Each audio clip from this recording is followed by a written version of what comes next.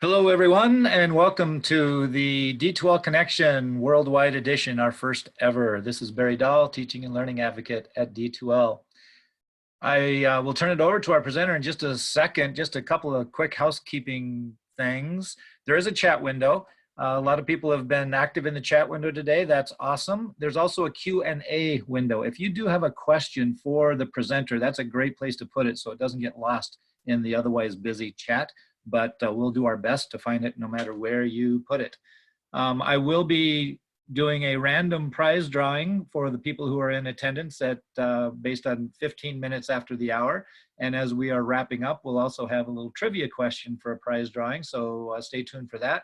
I'm still working on some of the earlier prize winners, but I'll start getting that information out as I can. All sessions are recorded today. You will be getting an email with a link to those recordings. I'm putting together an archive page that will not only have the recording links, but also any other links, such as Mr. Tanner has shared his bit.ly for his presentation, and anything else that is shared throughout the day will all show up in that one page. And that's what you'll be getting a link to in the next day or two via email. And I believe that that's pretty much all I need to let you know about. So, Mr. Tanner, if you would please take it away. All right, excellent. Thank you so much. And good morning, everyone. Still morning for me. It's 10 o'clock. I know that we've got people from all over the continent here, so I'm very pleased to be here and to share with you today. My presentation is really going to be fast and furious. I'll start off with an introduction of myself. My name is Monti Tanner. I use the pronouns he, him. I am an assistant principal at CBE Learn, which is the Calgary Board of Education's online junior high and high school. We have students from grade 6 all the way to grade 12. Throughout the course of the year, we end up with close to 4,000 students that actually end up taking online courses with us. Part of my work also involves being a sessional instructor at the University of Lethbridge in the Faculty of Education, and there I teach a course on online teaching. And as my husband likes to tell people, I teach teachers how to teach online. And I love it. It's something I'm really passionate about. Another thing that I'm involved in, I am the committee chair for Blend Ed, which is the Alberta Blended and Online Learning Consortium, which gathers educators from K to 12 across our province. And we have a number of schools that use online learning. We have some that do blended learning, and we have a lot of great connections that way. What we'll go through in this 20-minute session, LGBTQ 101, just some very basic terms, talk about something called the gender unicorn, looking at support, why is it important to support LGBTQ youth, how can we support LGBTQ youth, and really with a lens on how we use the tools within D2L to offer and provide that support. There'll be a little bit of time for questions, and then I do have a list of resources. If you look in the chat, and thank you, Barry, for posting that there, there's a link to a bit.ly link that actually has a copy of this presentation we're going through. It also has a copy of a collection of resources that I collated into one PDF that is something I've used at a previous conference. There's lots of great resources in there and lots of really good information that you can use, hopefully in your own context. I'm just going to dive right into this. So this is something called the gender unicorn. There's a number of other tools out there. There's things that look like genderbread person, that sort of thing. Really what this is looking at is the ideas and concepts around identity and expression. So if you look at these 5 different categories here, there's gender identity. So that's in your brain. That's how you perceive yourself. Do you perceive yourself as female, as male, or as something else? Gender expression is what you look like. It's your clothes, your makeup, if you wear a beard, things like that, the outward expression. Sex assigned at birth is your physical and biological characteristics. The two little hearts in there, who you're physically attracted to. Is that male? Is that female? Is that both? Is it neither? Is it somewhere in between? As well as emotionally attracted to. What's important to understand about this and about these 5 different categories is many people fall within the continuum somewhere on all of these. The way that this is designed, it can be a printout, it can be something that you share with students in your class, in your courses, and to actually have a concept around where they fit on a spectrum. There's a link at the bottom there, the transstudent.org/gender, where you can find more information about that. Now, there are many terms, and so the longest one that I could find, LGBTQQIP2SAA. Sometimes we call it the alphabet soup. And so sometimes some people in the community prefer the term queer. Not something I personally identify with, not a term that I'm going to use. I don't have objection when people do use that, not a term I use for myself. The term that I'm going to use throughout our time here, LGBTQ with an asterisk, because I believe that that represents everything else outside of that. I wonder if anyone, Barry, if you had a prize for someone that could identify without Googling LGBTQQIP2SAA, I'd love to see that. Well, let's see if we get an answer in the chat. No Googling. There are many words and definitions to go through, too many to go through in a 20-minute presentation or a half-hour presentation or an hour-long presentation. So one of the resources that I found that I personally like and that I've used with my students, with my staff, and with other colleagues is the Defining LGBTQ, A Guide to Gender and Sexuality Terminology. Sam Killerman has made a great resource here, has made it free and available to anyone that wants it. It's a beautiful PDF that Sam's put together, and I've got the link here. It's also splashed all over the website as well. It's a really great place to start to look at some of the terminology. It has things, as someone put in the chat here, about two-spirited. Maybe you don't know what two-spirited is. That's something that you could research in there. It has archaic terms. It has new terms. Lots of different information in there. Has some history associated with it as well. That's something I would recommend that you would certainly use and that you could share out. So why is it important to support LGBTQ youth? I know that many people in this session and many of the other presenters are working with post-secondary, working with adults. My work is predominantly with high school aged students. However, data indicates that these are the same sort of students that we're looking at. More people, especially youth, are identifying as queer or as non-heterosexual. Only 66% of Generation Z, you can tell I'm Canadian, identify as exclusively heterosexual, compared to 71% of millennials, 85% of Gen X, and 88% of baby boomers. Looking at the students that you have, that you're working with, this is your population. Only 66% of your students identify as exclusively heterosexual. When LGBTQ youth face rejection and mistreatment at home, this has a number of adverse outcomes, which I will end up talking about. EAGLE is a Canadian LGBTQ rights organization. And here are some statistics. I don't need to read through all of these. I'll highlight the ones that are most important to me. 20% of LGBTQ students reported being physically harassed or assaulted about their perceived gender identity or sexual orientation, 20%. 47% of trans youth have thoughts about suicide, and 19 have attempted suicide. So that means LGBTQ youth are 4 times more likely to attempt suicide, and adolescent youth who have been rejected by their families are highly at risk. I cannot emphasize that enough. So it's important because just with any other student, you may be the one positive adult influence in an LGBTQ individual's life. I have two videos here. I'm not going to show them. One of them, the first one, is specifically what students want their post-secondary instructors to know. The second one is specifically what LGBT students want their high school teachers to know. These are great videos. These are great resources. It's something that when you have 15 minutes, I'd really like you to take a look at these because, again, these are your students and this is what they're looking for. So how can we do this? And how can we use the tools at our disposal?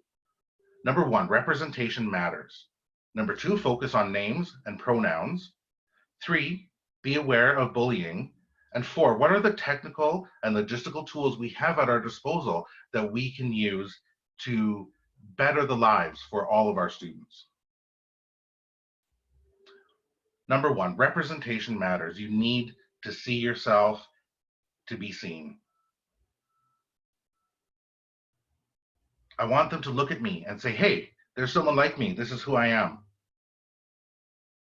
I didn't watch the Golden Globes, but if you did, I know that there was a speech given where one of the actresses called out Ellen DeGeneres really around this very topic, around I saw you, I saw myself in you, and I was able to be myself because of you. The message that can come from a society in which LGBTQ people are invisible, especially through the lens of the media, is that you don't exist and you don't matter. Feeling affirmed with one's own sense of self can boost positive feelings of self-worth, which is quite different than feeling as if you're wrong or bad for being who you are. So how can you meaningfully represent the LGBTQ community in your classroom? Well, it's easy as incorporating works from LGBTQ creators. Have play a story, a novel, a painting from someone in the open community. Recognize achievements of LGBTQ people. A bigger one that is impactful in many ways is avoiding assumptions of gender or sexuality with the individual student or with someone you're talking about. Avoid erasure, whether active or passive. Erasure ties into the notion of heteronormativity, that we're all straight, we're all married, we're all 2.5 children. Big one that I think that we can incorporate into every single one of our courses is using gender neutral language. Here's an example from one of the documents that I have shared out with you. Don't use terms such as businessman, housewife, male nurse, woman pilot, woman doctor, postman, etc. Gender is irrelevant when discussing these careers. And it has do use terms like business person, homemaker, nurse, pilot, doctor, firefighter.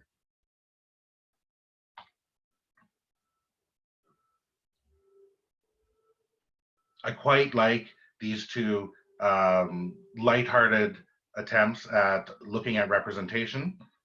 You'll see a picture here. It is Samir Wiley on her wedding day with her wife. The comment says, "Getting married on the same day as my best friend is absolutely BFF goals. Are there any pics of how their husbands look like?" So just give some thought to what the media that you use in your course might look like and to how that might impact your students. Names and pronouns. We want to respect how students wish to be identified. I've always believed that you call someone what they call themselves. Barry introduces himself as Barry, I'm going to call him Barry. If Christopher introduces himself to me as Chris, I call him Chris. That has never been an issue. Why would it be different if a student chooses a name that might not fit with your concept of what their gender is? As I tried to demonstrate, even in the presentation today, when I introduced myself, took 2 extra seconds to say my chosen pronouns are he, him. You can see here that I actually do that in my own course. I am currently teaching a grade 12 English course. And so I introduce myself. My name is Monty Tanner, he, him. I've added it into my email signature. Takes 2 seconds. For those that it doesn't matter, they don't even see it. But for those who it matters to, it matters a lot. So I identify my own pronouns in my email, in my welcome message, and I ask students in an introductory survey, basically, what's your name? What should I call you? And what are your pronouns? I have an introductory survey in my course. There's about 34 questions. It ranges from some basic demographics you'll see at the beginning here. What's your preferred name? What should I call you? What are your preferred pronouns? How old are you?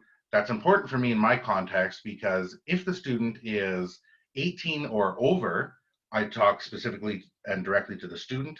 If they're under 18, I do have to talk to their parents or legal guardians.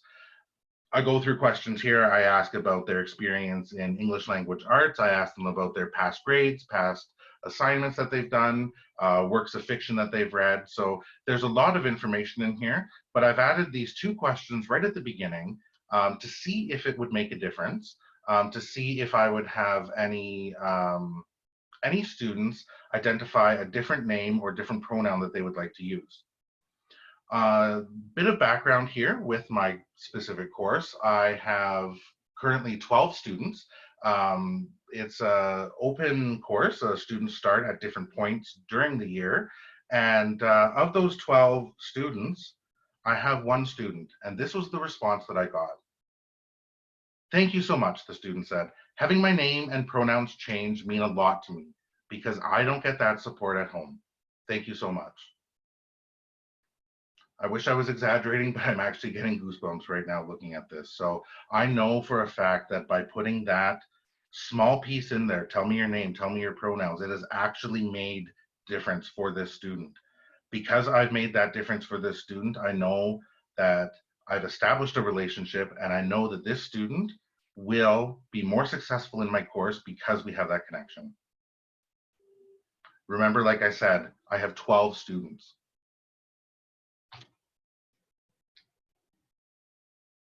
The third way that we can support students is being aware of bullying.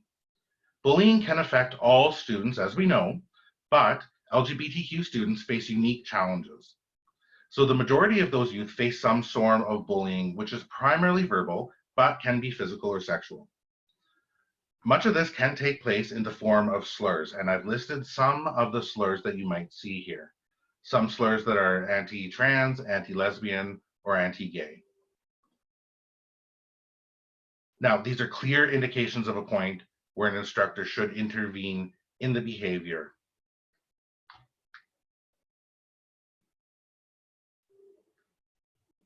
Homophobic and transphobic bullying does not always rely on overt use of slurs, but can be a perpetuation of harmful ideas about the community. More general harmful ideas are that being LGBTQ is unnatural, immoral, or the use of terms like "that's so gay" as being a negative descriptor. So be mindful of the content and discussions within your courses. And if it may contribute to a hostile environment, have clearly established guidelines for discussion forums. I believe that we all need to have guidelines, we all need to have ground rules, and having it clearly placed within the context of the discussions that you have in your online course will help those students feel supported. I see that Nicole has asked a question in the chat. I purposely didn't answer it because I was going to come to it here. And thank you, Nicole, for recognizing the importance of that. So what are the technical and logistical ways that we can support students, specifically around name and gender? So we have the ability to adjust the student's name and gender within D2L, within our learning management system, through the integration of PowerSchool, which is our student information system. If I make a change to a student's name or gender marker in one system, it does integrate into the other. And this is important as well for a student wants to be seen using the name that they're known by. And as all of us know that are in the online world, we know that when you see someone's name, that's how you recognize them. You see yourself in your own name. So if we have the ability to change it, I believe that we have the responsibility. There can be 4 different answers to this question: what you call yourself, what your parents call you, what's on your report card, and what's on a legal document. In a face-to-face classroom, like I said, Christopher comes up to me and says, "Hey, call me Chris." I'm going to call him Chris. Why would that be any different? One way that I've used the D2L tool to help me out with this is actually a screenshot from my gradebook right now. And I've marked out the students' names, but you'll see a number of different start dates. You'll see that the student's name don't always necessarily line up with the name that they have identified. I have their age there. Like I said, that's important for me in my context. And I also have a column here for their gender information. These columns are all hidden from the students. They won't necessarily see them, but I will see them. It helps me stay organized so I can make sure that I am well supporting my students. Like I said, that's fast and furious. So how do you see ways that you can support LGBTQ students in your environment? I'm super proud of my school board for coming out with a document called Creating the Conditions to Thrive. And again, I've linked that here. If any of you know anything about Bitly, it will create a random code. So I did that. I went and created a random code, and it came up with bit.ly/2mdadsf. Totally random. 2 male dads in San Francisco. Really? I kind of love it, so I'm sticking with it. So keep that one in mind. Write that one down. That's the one that we've shared out. And if you have questions, this is my contact information. Find me on Twitter. Find me my Gmail, Monty Tanner. Basically, you can do Monty Tanner. I'm the only one.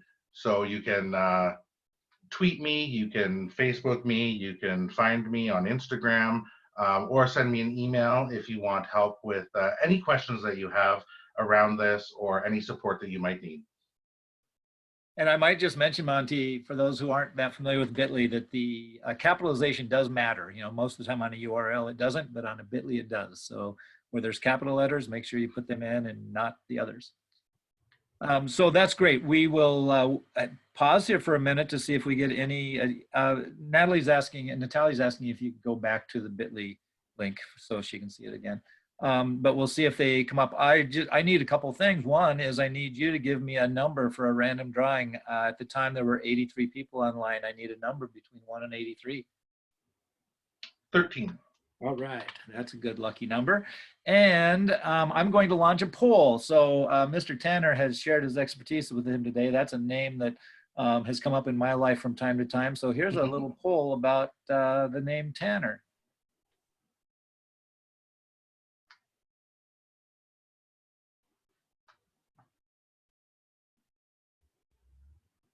Mr. Tanner is the title of a song written by Harry Chapin. Roscoe Tanner was a tennis player who had a really big serve. D2L headquarters in Kitchener are in a building called the Tannery. And if you think all of those are true statements, then you want to pick D. And I'm going to end it because we have lots of answers. And the first correct answer, which by the way is D, all of those are true, you'll be hearing from me via email about your prize package. I am not seeing any more questions. I think that I'm going to guess that a lot of the attendees are in the same boat I am. We don't know enough about the topic to ask great questions. And so everything we learned today, you know, is just building on our awareness and that sort of thing. So I really appreciate it. I got a lot out of it, and I can tell from the comments that lots of others did.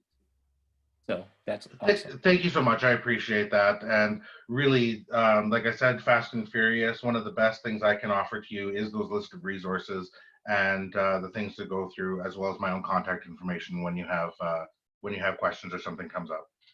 Love it. All right. Monty, thank you so much. You enjoy the rest of your day, and I hope to see some of you in some of the later sessions. We're going to jump into the next one right now. Take care, everybody.